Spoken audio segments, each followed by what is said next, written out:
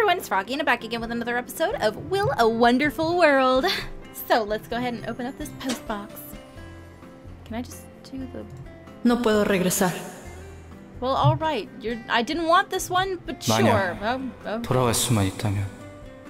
Disasters in Unit 4 and Black Box. So we started with you last time, so we'll start with this guy. Lieutenant Kang was not here, and neither was Officer Minjun, nor Officer Jian. I was alone in the office, working on the suspect's statement and feeling a little lonely. The lieutenant had told me to make him pay. Officer Jian had said to me that Lieutenant Kang used to tamper with the amount of goods and money when dealing with smuggling cases, so that the criminals would get a heavier sentence. Oh. But this guy was already an accomplice to a murder. How could I make the case worse? I didn't know what to do. I was scratching my head when the phone on the lieutenant's desk rang. It was an anonymous tip to a murder. However, Unit 4 usually handled cases related to gang violence or drugs. Why would we get a tip about a murder? I wasn't sure how to deal with the situation. Although, I didn't have much at hand to deal with right now anyway. My heart of justice was beating with excitement. I grabbed my gun and walked out. I was about to take the stairs when I heard someone yelling loudly behind me. I turned around. It was Lieutenant Kim Jong-ho of Unit 3. Lieutenant Kim asked if I was heading to the murder scene reported by the anonymous tip earlier. He said that I should not go alone and that he was coming along with me so that we could look after each other. It seemed like a good idea. Got into his patrol car and started the siren. 20 minutes later, we arrived at the apartment building of the scene. It was a 2-floor rental building. I could vaguely see fire through the windows of one apartment in the middle of the 2nd floor. I'm wondering if this dude, like, works for the gang of the guy that we have held at the police station. Something wasn't right. Anybody home? I knocked on the door. There was no response. I knocked even harder and yelled some more, but still nothing. Lieutenant Kim stopped me and said that we should just wait for the apartment manager to open the door for us. The whole apartment had been engulfed in fire. When the manager turned the key and touched the doorknob, he suddenly jumped back like he had been shocked. I stepped ahead and grabbed the knob and felt the smoldering iron burning my palm. I bit my own lips to stop myself from screaming. As soon as I forced the door open, flames leapt out of the apartment along with a wave of heat. I could almost smell my hair getting burnt. Lieutenant Kim and I had to take a few steps back. If the tips had been true, there might still be people inside. I took a step towards the door, but Lieutenant Kim grabbed me. Are you crazy? Look at that fire! You'll be burned to ashes! We've been here for 20 minutes. Whoever might still be in there is already dead. You made a good point. We waited until the firefighters put the fire out before we finally went into the apartment. Everything inside had been scorched. All the furniture had been incinerated. We found 2 bodies that were completely unrecognizable due to the fire. One in the bathroom and the other in the living room. We had to send them back for autopsies. We didn't learn the identities of the bodies until the next day. I could not have imagined that they were Officer Minjun and Lieutenant Kang. Oh shit. I should have charged inside. I could have saved them. Chang Jung-min. I don't know if you could have. 2 p.m. The 32nd floor of the Shanglong Court building. The women's restroom. I pressed the button on my phone, timed to the movement of the hands on my watch. Almost immediately, I heard a muffled boom from the bottom of the building. The entire building shook slightly for a few seconds and made a subtle grinding sound. I heard the latest instructions coming from the building security team leader on the radio broadcast through their dedicated security channel. He wanted 2 guards on the top floor and the rest on the ground floor. I turned off the radio and walked out of the bathroom in the janitor's uniform. I blended into a crowd of panicking and confused salarymen. Then I ducked into the security stairwell and went up to the 33rd floor, the highest floor of the building, which was reserved exclusively for the chief executives of the corporation. I reached for the knife hidden in my waist. I planned to ambush the 2 guards before they noticed me. However, there was no one in the hallway. I I opened the door to the president's office. There was no one there either. I began to scour through the office. When I opened a closet, a body rolled out from inside. The door was kicked open. I took 2 steps back, then sprinted forward and burst through the window. I held on to the rope with my right hand and descended all the way to the ground from the outside of the building. A couple of people had seen me while I was dropping down and let out some admiring and terrified gasps. But their attention was soon pulled away by the explosion from the top floor. The body in the closet had been my target tonight, the president of the Shenglong Corp, Liang Zilong. Someone had gotten to him before I could. What I couldn't understand, though, was why a bomb was tied to his body. It was the kind of bomb that would detonate upon disturbance or when the timer ran out. It was much more powerful than the one that I had made. I could only think of one reason. The other assassin had known that someone else was after the same target, so it had been a prank. In fact, my mission tonight was more than just killing Liang. It was something else. I was supposed to retrieve a black metal box that he had. I had no idea what was inside the box, but it must have been something extremely important. However, I was afraid that the box had fallen into the hands of the other assassin too. Who could this person be? He had known that Ray had also been looking for the same... Had he known that Ray had also been looking for the same box? Was the prank specifically designed for me? Pain from my left arm interrupted my thought. Only then did I realize that my left arm had blown into pieces. Oh, shit. My left palm had completely disappeared. Alicia. Well, let's get you your arm back, how about?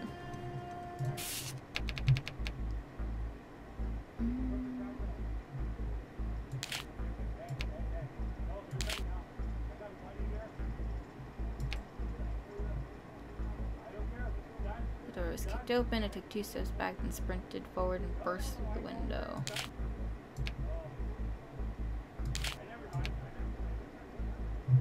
Let's try that.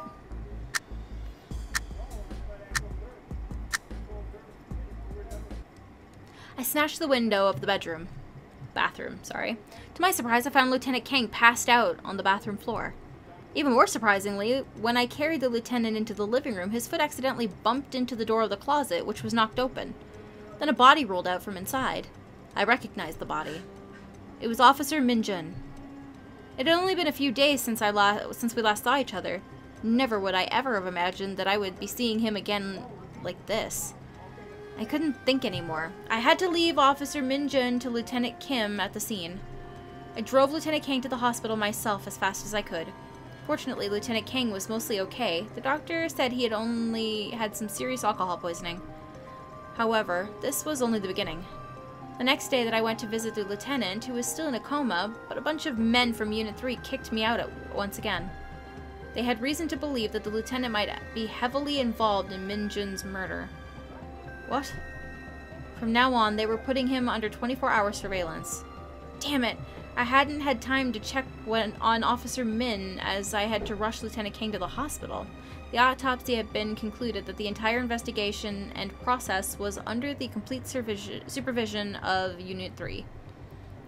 It would be too late to look for more clues at the scene now. That's not a good one. The guards who had broken into the office caught me inside. I jumped behind the couch using it as a cover. I had 4 guns and hundreds of bullets in my janitor's uniform. I was going to claim my victory.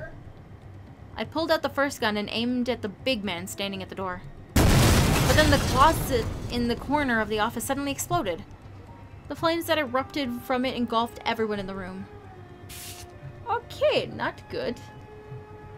Let's retry that. Okay, let's see. Try this, maybe?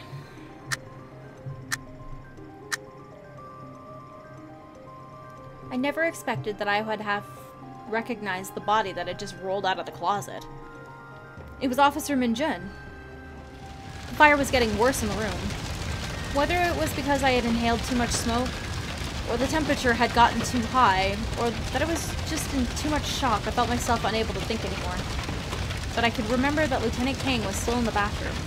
I saw him after I had climbed in through the door of the window. I had to save him. I ran towards the bathroom.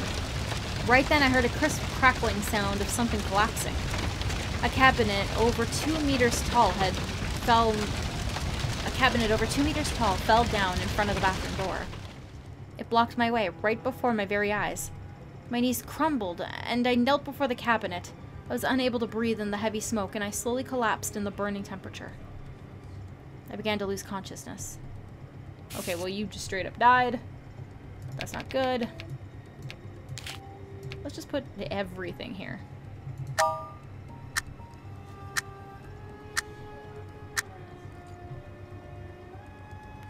The officers from Unit 3 broke into the apartment, and they found Officer Minjun. They also found me unconscious, and I had apparently passed out at the bathroom door after inhaling too much smoke. We were rescued from the fire.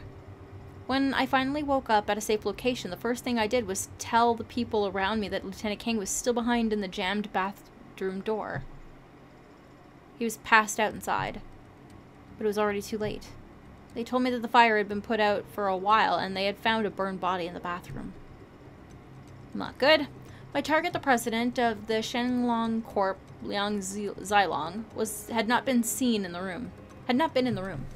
However, he was only part of the mission. I had an even more important task, which was to find the black metal box that he had. Unfortunately, I couldn't find the box either. I had spent a long time searching for it. He must have hidden it somewhere that wasn't in plain sight. I could have had more time if it weren't for a bomb that had been placed in the closet by someone. It was already too late when I heard the ticking sound coming from inside the closet. The closet suddenly exploded. The flames that had erupted from it engulfed everyone in the room, including me. Okay.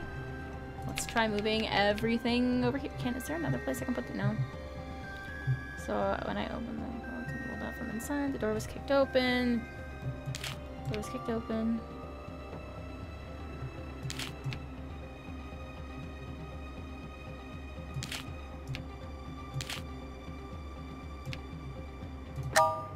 try that.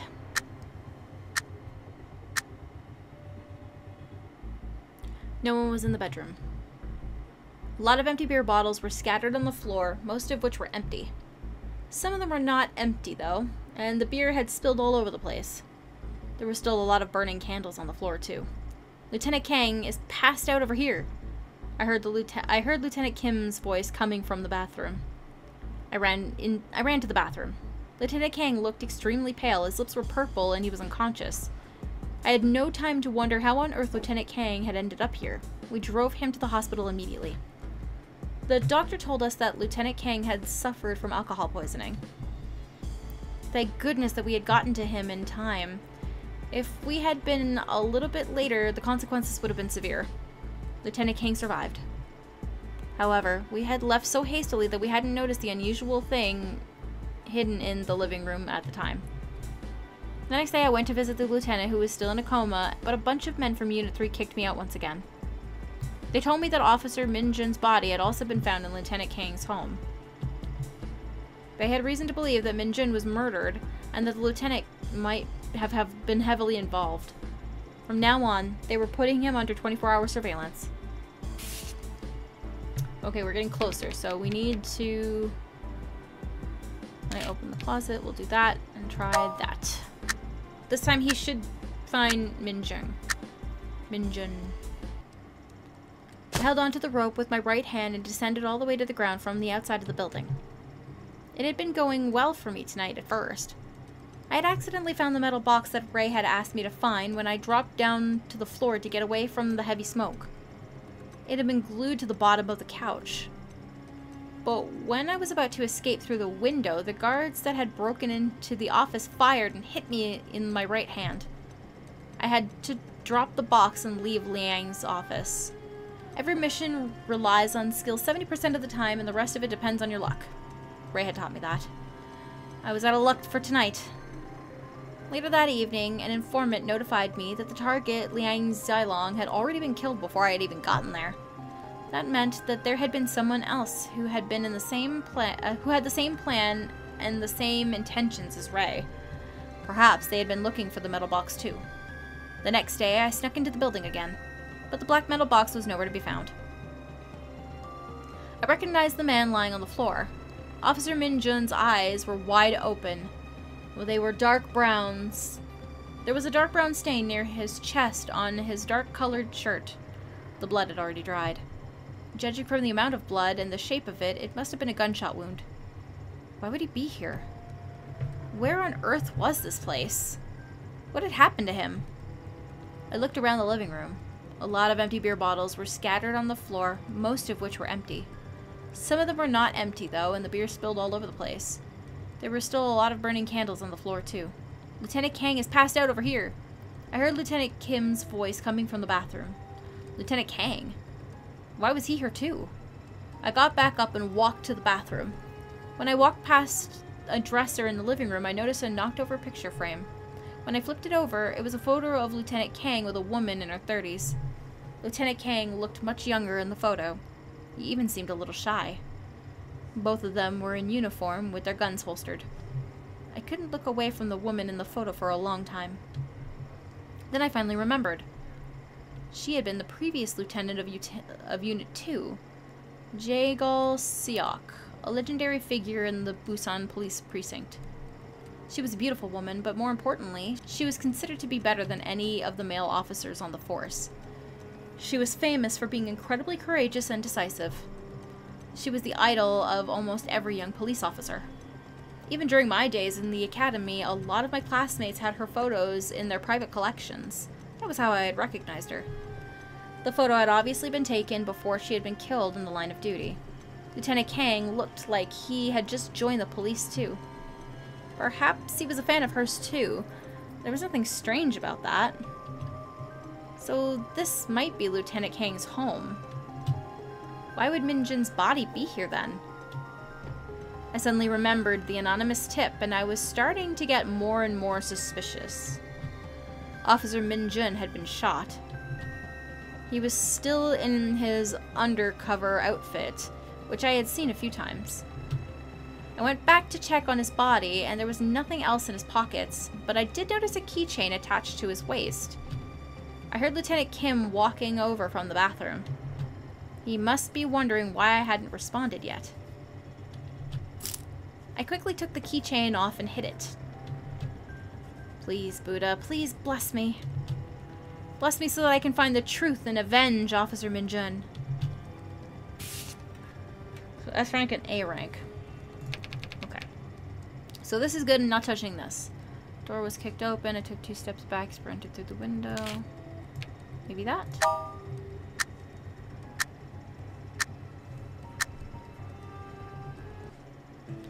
There we go. I held onto the rope with my right hand and descended all the way to the ground from outside of the building. I was also carrying a black metal box in my left arm. I had accidentally found the box when I dropped down to the floor to get away from the heavy smoke and had been glued to the bottom of the couch. Although Liang Zilong was nowhere to be found, Ray had instructed me that the metal box was my top priority. The guards broke into the office just after I had escaped through the window. I could hear them directing their whole team to go after me. But it was already too late. I started my motorcycle and went into full throttle. Minutes later, I had arrived back at the alley behind Melody Hall. Ray opened the box in front of me. Inside the box were 2 cubes the size of a palm with different markings on them. Ray gave me a reward after he made sure the items were intact. After that day, I had a dragon tattoo put on my stomach. Ray said that I had earned that mark as evidence that I had truly become his. Okay, so she's part of the dragon gang. I forget what that is. I